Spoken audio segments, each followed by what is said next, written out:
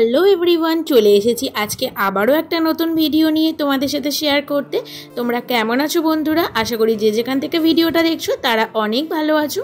আর যদি আমার ভিডিওটা তোমাদের ভালো লেগে থাকে অবশ্যই লাইক কমেন্ট শেয়ার করতে কিন্তু ভুলো না। চলো আজকে ভিডিওটা শুরু করে দিই। একটু বাইরে এসেছি সকালবেলায়, আর গাছে না অনেক বড় বড় শসা হয়েছে, তো ভাবলাম শসাগুলো তুলে নিই, কারণ পরে না অনেকটাই ছোট ছোট থেকে বড় হলে পুরো বুড়ো হয়ে যাবে আর লাল লাল হয়ে যাবে, তো কচি অবস্থায় তোলাটাই ভালো। তো চলো দেখো শসা হয়েছে কেমন। এই দেখো এখানে একটা হয়েছে আর ভিতরের দিকে হয়েছে, তো চলো তোলা যাক। আজকের দিনটা না একটু অন্যরকম। আজকে কিন্তু ভাইয়ের জন্মদিন, তো সবাই মিলে খুব আনন্দ করে দিনটা কাটাবো আর তোমাদের সাথেও শেয়ার করব। তোমরা কিন্তু ভিডিওটা স্কিপ না করে পুরোটা দেখতে থেকো। আশা করি আজকের ব্লগটা তোমাদের অনেক অনেক ভালো লাগবে। তো দেখো শসাটা তোলা হয়ে গেছে, তো আর একটা না শসা হয়েছে। এই শসাগুলো একদিনের থেকে বেশি দিন রাখলেই পেকে যায়, তো সেই জন্য তুলে নিচ্ছিলাম। আর কচি কচি শসা খেতে ভীষণ ভালো লাগে, আর সেটা তো নিজেদের গাছের জিনিস, খাওয়ার থেকে তুলতে বেশি ভালো লাগে। তো সেই জন্য আমি চটপট করে তুলে নিচ্ছিলাম। আর বাইরে খুব জোরে জোরে গান চলছিল, তাই কপিরাইট দিতে পারে, তাই আমি গানটা শোনালাম না। তো তারপর সবাই চলে এসেছিল ভাইকে আশীর্বাদ করার জন্য। তো প্রথমে দাদু আশীর্বাদ করছিল, আর দেখো দাদুর আশীর্বাদ করার পরে কিন্তু বাবাও আশীর্বাদ করেছিল। তো বাবার পরে মা করেছিল, তো দাদু আশীর্বাদ করে নিচ্ছিল এখন। জন্মদিনটা কিন্তু খুব বড় করে হয়নি, ছোট করেই হয়েছিল, কিন্তু সবাই মিলে খুব আনন্দও করেছিলাম। তো মা এখন আশীর্বাদ করে নিচ্ছে, আর ভাই সবার ছোট, তাই জন্য সবাই ভাইকে আশীর্বাদ করছে। খুব বড় করে না হলেও ছোট করে কিন্তু ঘরোয়াভাবে জন্মদিনটা পালন হয়েছিল। কেক কাটা হয়নি, কারণ বাবা কেক কাটা পছন্দ করে না, তাই শুধু পায়েস আর মিষ্টি দিয়েই জন্মদিনটা পালন হয়েছিল। আর আমিও একটু ভাইকে মিষ্টি খাইয়ে দিলাম। সবাই আশীর্বাদ করেছিল, কিন্তু ক্লিপে নেওয়া সম্ভব হয়নি, তাই আর নেওয়া হয়নি। আর দেখো তুলসী গাছটা একদম দেহত্যাগ করে ফেলেছে, তাই ভাবলাম এখানে একটা নতুন তুলসী গাছ লাগিয়ে নিই। আজকের দিনটাও খুব ভালো আর বারটাও ভালো, সেই জন্য তুলসী গাছটা লাগিয়ে নিচ্ছিলাম। আর জল দিয়ে নিচে জল জমে গেছে, জলগুলো পরিষ্কার করা হয়নি, তাই আজকে যখন সময় পেয়েছি তাই জন্য ভালো করে পরিষ্কার করে নিচ্ছিলাম। আর এখানে অনেকটা মাটি হয়ে গিয়েছিল, কিছুটা মাটি তুলে রেখে দিলাম, কারণ পুরো মুখোমুখি হলে না জলটা ভিতরের দিকে ঢুকছিল না, যখনই জল দেওয়া হয় বাইরে বেরিয়ে আসে। সেই জন্য ভালো করে মাটি তুলে এই জায়গাটা ভালো করে পরিষ্কার করে আর তুলসীর যে মঞ্চটা সেটা ভালো করে মুছে নিচ্ছিলাম। সময়ের মধ্যে সব কাজগুলো করে নিলে একটু কিন্তু সময় পাওয়া যায়, আর সেই সময়টা কিন্তু আমি একটুও অবহেলা করি না। গাছেদের পিছনে সময় দিই, কারণ গাছেদের পিছনে যদি একটু সময় দেওয়া যায় ওরা কিন্তু অনেকটাই ভালোবাসা দেয়। আর গাছেদের প্রতি না আমার যেন অনেকটা ভালোবাসা, তাই সব সময় যখনই সময় পাই একটু সময় পেলেই কাজে লেগে পড়ি গাছেদের পিছনে।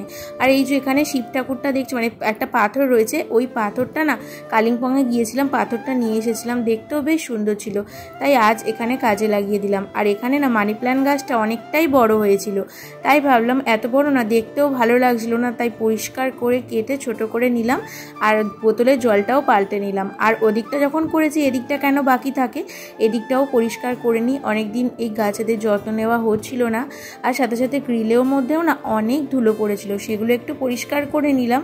অ্যালোভেরা গাছটা ভালো করে পাতাগুলো মুছে নিলাম। আমি যখনই কোনো কিছু পরিষ্কার করি, এই অ্যালোভেরা গাছটা পরিষ্কার করতে আসলে এই পাতাগুলোও মুছে নিলে না দেখতে খুব চকচক করে। তোমরা হয়তো আমার আগের ব্লগে দেখেছো যে গাছগুলো আমি সবসময় এরকমভাবেই যত্ন করে থাকি। আর এটা একদম ছোট বসিয়েছিলাম, অনেকটাই বড় হয়ে ডালপালা ছেড়েছে। আর পাশে দেখছো একটা অ্যালোভেরার ডাল পড়ে আছে, ওটা না কি করে ভেঙে গেছে বুঝতে পারিনি, তো সেই জন্য পাশেই রেখে দিলাম। আজকে ভাইয়ের জন্মদিন, আর আজকে না নিরামিষ, সেই জন্য মা আজকে বেশি কিছু রান্না করেনি, নিরামিষের ওপরেই রান্না করেছে। আর মা নিজের হাতে রান্না করে আজকে সব কিছু খাওয়াবে ভাইকে, সেই জন্য মায়ের রান্না করছে। আর মা সাধারণত দুপুরবেলা রান্নাটা করে, আমি একটু হেল্প করে দিই। আজকে না একটু হেল্প করা হয়নি, কারণ অনেকটাই দেরিতে ঘুম থেকে উঠেছি, আর উঠে দেখি মার সব কাজই কমপ্লিট হয়ে গেছে। তাই ভাবলাম আমার যখন আর কোনো কাজ নেই, তাহলে আজকে গাছেদের পিছনেই একটু সময় দিই। আর সেই জন্য ওই অ্যালোভেরা গাছটা মুছে নিলাম, যখন এটাও মুছে নিলাম। আর ওপরের এই যে ঝুলছে এই গাছগুলো না লাগিয়েছি, এখানে অতটা রোদ পড়ে না বলে গাছগুলো কেমন একটা হয়ে গেছে, তাই ভাবলাম আজকে এদেরকেও পরিষ্কার করে নিই। প্রথমে ভালো করে মুছে নিচ্ছিলাম, আর ডালপালাগুলো এত জড়া ছিল মুছতেই পারছিলাম না। তারপরে ভাবলাম যে ডালপালাগুলো তুলে দিই।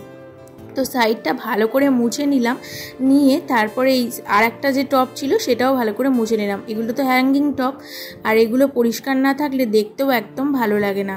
আর এই গাছগুলো কিন্তু আমি নাম জানি না, আগের ব্লগে তোমরা দেখেছো তোমাদের দাদাভাই টব বানিয়ে এই গাছগুলোই লাগিয়েছিল। তো এইখানে এই হ্যাঙ্গিং টবের মধ্যেও লাগিয়ে রেখে দিয়েছিলাম। তো গাছগুলো না একটু বাড়েনি, যেহেতু রোদ পায় না, তাই ভাবলাম আজকে মানে একটু মরেও গেছিলো, মানে গাছগুলো কেমন শুকিয়ে শুকিয়ে গেছিলো, তাই সব কিছু বাদ দিয়ে আবার নতুন করে শুরু করলাম। আর মাটিটা শক্ত হয়ে আছে, ভাবলাম জল দিয়ে একটু ভিজিয়ে নরম করে নিই, তাহলে গাছের ডালগুলো লাগাতে অনেকটাই সুবিধা হবে।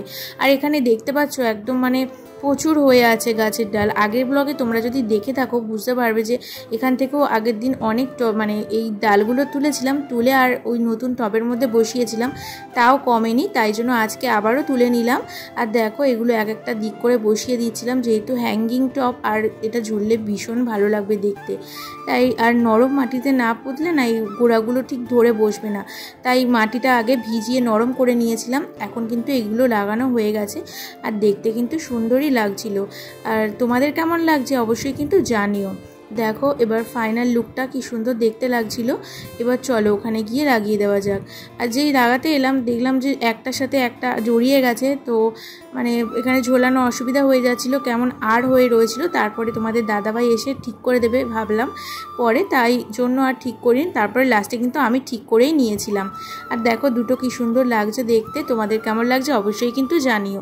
মাঝে মাঝে এদের যত্ন করলে না বেশ ভালো লাগে। আর সকালবেলা প্রতিদিন এদের জল দিই, তাই এরা কিন্তু অনেকটাই সতেজ হয়ে উঠবে। আশা রাখছি যে অনেকটাই ভালো হবে। বললাম না একটু ভালোবাসা দিলে এরা কিন্তু অনেকটাই ভালোবাসা ফিরিয়ে দেয়।